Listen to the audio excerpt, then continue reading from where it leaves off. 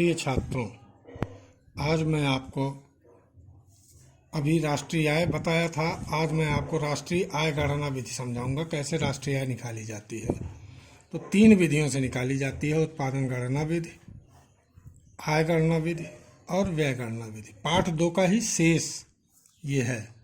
तो राष्ट्रीय आय निकालने के लिए तीनों विधियां हैं। सबसे पहले हम उत्पादन गणना विधि देखते हैं। उत्पादन गणना विधि के अंतर्गत कुल उत्पादन का योग, संपूर्ण राष्ट्र में जितने भी उत्पादन हुए हैं सभी का योग राष्ट्रीय आय कहा जाता है। जैसे आप अब निकालते हैं कैसे कुल उत्पादन का योग निकाला जाता है। तो जैसे गेहूं है, गेहूं 5 रुपए किलो बिक रहा है। उसका आटा जिसने खरीदा वो 10 रुपए में खरीदा, जिसने आटा बनवाया और आटा बनवा के बेचा 10 रुपए किलो। फिर आटे वाले ने 10 रुपए किलो का बिस्कुट बनाने के लिए तैयार माल बिस्कुट वाली कंपनी को 20 रुपए में बेचा। तो इस तरह से अगर आप देखेंगे तो 5 रुपए गेहूं वाला पाया, 20 रुपए आटा वाला पाया, और 10 रुपए आटा वाला और 20 रुपए बिस्किट वाला। तो टोटल योग कितना हुआ? 35 रुपए। क्या ये सही है? नहीं, क्योंकि इसमें 2 बार गणना की समस्या आ रही है। 20 रुपए, उसी चीज़ का 10 रुपए, उसी चीज़ का 5 रुपए। तो दोहरी गणना की समस्या आ रही है। दोहरे गणना की समस्या से निकलने के लिए पहली बार गेहूं का रेट देखते हैं तो 5 रुपए है। इसने कितना अधिक में बेचा? 5 रुपए अधिक में बेचा। 10 में से 5 घटाए तो 5 आया। और फिर ये 20 रुपए में से 10 रुपए घटाए तो 10 रुपए आया। तो 10, 5, 15, 5, 20 रुपए। अर्थात गेहूं का जो विक्रय किया गया उसका टोटल मूल्य कितना है? 20 रुपए, न कि 35 रुपए। या इसको अंतिम वस्तु के उत्पादन से भी निकाला जा सकता है। तो अंतिम वस्तु का उत्पादन कितना है? 20 रुपए। गणना करने के लिए, उत्पादन गणना विधि में गणना करने के लिए विक्रय बराबर मूल्य गुणे मात्रा, प्राइस इनटू क्वांटिटी।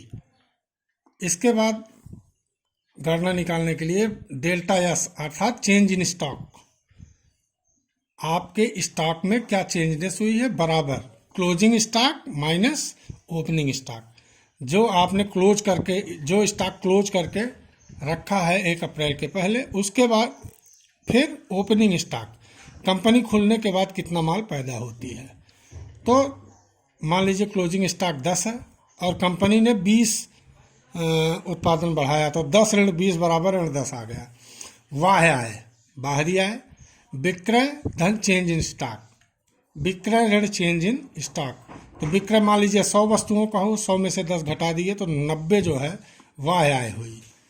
इसको निकालने के लिए G plus value added plus MP, बाजार मूल्य, सकल उत्पाद और वैल्यू एडेड। वैल्यू एडेड बराबर value of output minus intermediate consumption.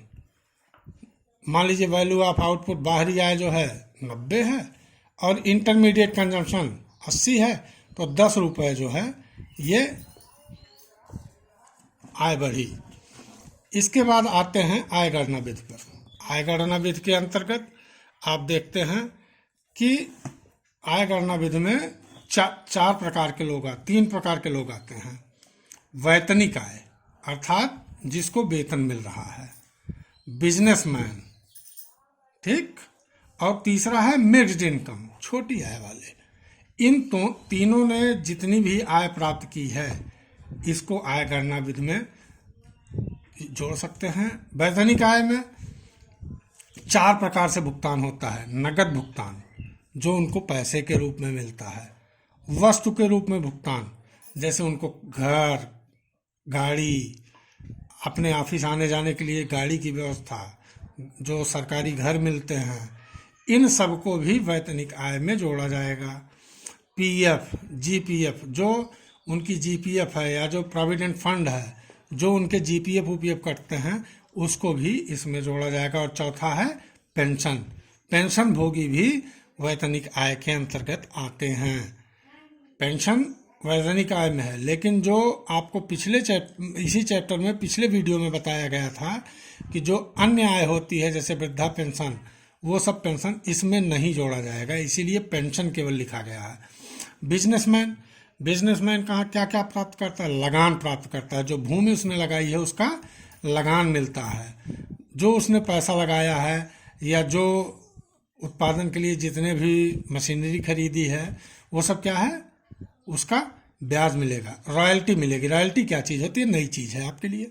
Royalty माने जब आप कोई, जैसे कोई किताब बना दिए, आप किताब लिख दिए, तो किताब जब जब बिकेगी उसमें से आपको उसकी रॉयल्टी, उसका पैसा, उसका अंश आपको मिलेगा, तो वो चीज़ होती है रॉयल्टी। और चौथा होता है लाभ। जो कंपनी का मालिक होता है उसको लाभ भी प्राप्त होता है। लाभ 3 प्रकार से हो सकते हैं। शेयर होल्डर, जो उसने अपने शेयर बेचे हैं, किसी कंपनी का शेयर जब बिकता है तो उसका फायदा डायरेक्ट बिजनेसमैन को होता है। टैक्सेस, जो टैक्स लगाता है, जो गुड्स पे टैक्स लगता है, उसका टैक्स जो मिलता है वो बिजनेसमैन को, क्योंकि मान लीजिए बिजनेसमैन को 1,000 रुपये टैक्स लगा, उसके बाद यह बढ़ाकर जो वस्तुओं पर जो टैक्स लेता है वो किसको मिलता है, वापस बिजनेसमैन को मिलता है। वितरित लाभ, उसने जो वस्तुएं वितरित की हैं, जो अपने स्टॉक वितरित किए हैं, लोगों को बेचे हैं, उससे भी लाभ इसको प्राप्त होता है, इसको भी इसमें जोड़ा जाता है। मिक्स्ड इनकम, जो छोटे भैया हैं, जो छोटी आय वाले हैं, जो कई प्रकार के जो छोटे छोटे बिजनेसमैन हैं, छोटी छोटी नौकरियां, छोटे छोटे काम करने वाले, ऐसे लोगों को मिक्स्ड इनकम वाले कहते हैं। अब आप देखते हैं, मान लीजिए निकालने के लिए अब आपको प्रूफ दे रहे हैं, वैतनिक आय जो है वो 700 रुपये है, करोड़ रुपए, 700 करोड़ है। बिजनेसमैन 200 करोड़ दे रहा है, और छोटे बिजनेसमैन 100 करोड़ का व्यापार कर रहे हैं, और जो विदेशों से आए हैं वो 20 करोड़ है।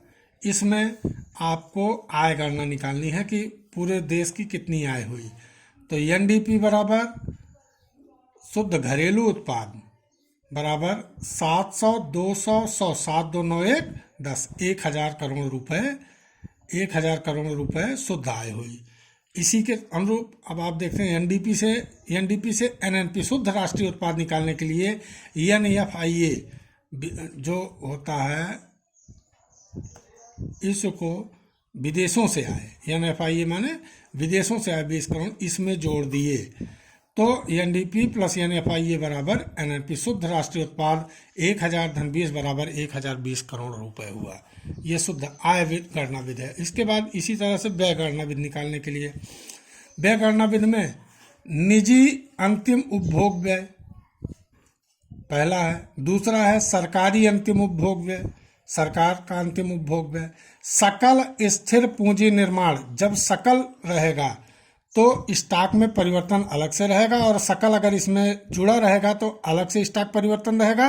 अगर स्थिर पूंजी निर्माण केवल रहता है इतना, तो स्टॉक जो है नहीं रहेगा, तो इसमें से स्टॉक में परिवर्तन नहीं रहेगा। और जब सकल इसमें जुड़ जाएगा तो स्टॉक परिवर्तन नहीं रहेगा, सकल हट जाएगा, स्टॉक परिवर्तन इसमें आ जाएगा।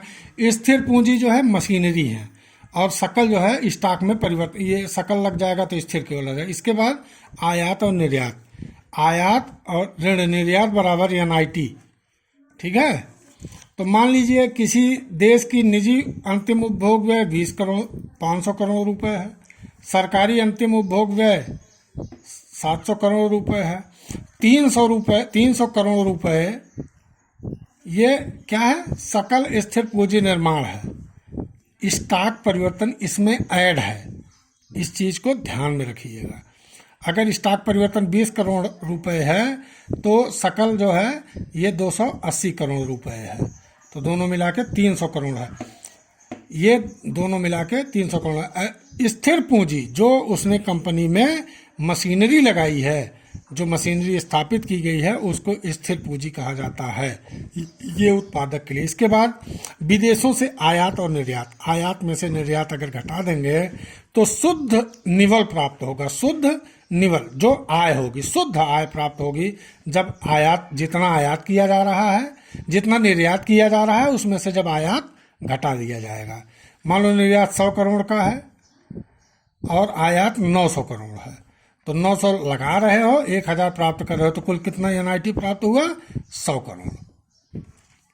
इससे आय प्राप्त, इससे निकालने के लिए देखिए, इसमें 500 धन 700 धन 300 धन 100, ये GDP-NP है, अर्थात grass democratic production, grass domestic production बाजार मूल्य पर, सकल घरेलू उत्पाद बाजार मूल्य पर। सकल घरेलू उत्पाद बाजार मूल्य पर अगर इसको निकाला जाएगा तो 1600 है, और इसमें विदेशों से आय 20 करोड़ है, तो